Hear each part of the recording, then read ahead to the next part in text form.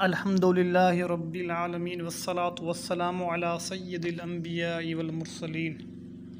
मुअज़्ज़ज़ तलबा इकराम, अस्सलामु अलैकुम व रहमतुल्लाहि व बरकातुहू।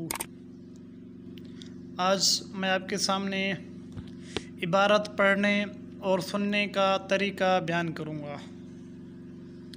इब्तदा में चंद दिन एक सत्रियाँ जहाँ मज़मून ख़त्म हो रहा है वहाँ तक इबारत सुनी जाए, फिर आहिस्ता आहिस्ता मिक़दार बढ़ा दी जाए और तमाम तलबा से बिला तफरीक इबारत सुने, चाहे तलबा का तादाद 100 से ज़्यादा क्यों ना हो।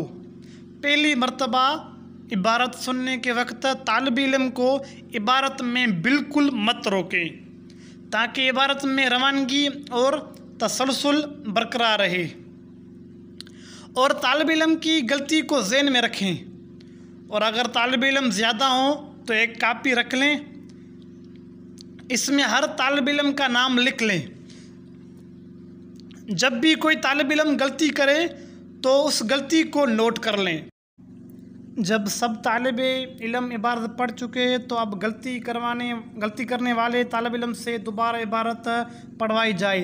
अब दोबारा गलती करे, मसलन ज़बर की जगह ज़ेर पढ़ा, तो उससे पूछें कि ये ज़ेर क्यों पढ़ा है, हालांकि न इस पर हर्फ जर दाखिल है और न ये मुज़ाफ़ इलैह है और न ये किसी मजरूर के ताबे है।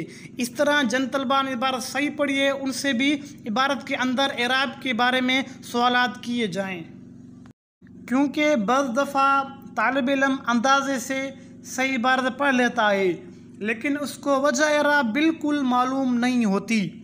इस बात के तरफ तवज्जो दिलाते हुए हज़रत अक़दस मौलाना शाह उल इबरारुल हक़ फरमाते हैं कि अगर तालिब इल्म इबारत सही भी पढ़े तो फिर भी उससे पूछें कि आपने इस लफ्ज़ पर यह एराब क्यों पढ़ा है। जुमेरात के दिन सबक आगे पढ़ाने की बजाय किताब की इब्तदा से लेकर आखिर तक सबक तक हर तालिब इल्म से मुकम्मल इबारत सुनी जाए। अगर तलबा का तादाद ज़्यादा हो तो फिर हर तालिब इल्म से कम अज़ कम एक वर्ग इबारत सुनी जाए।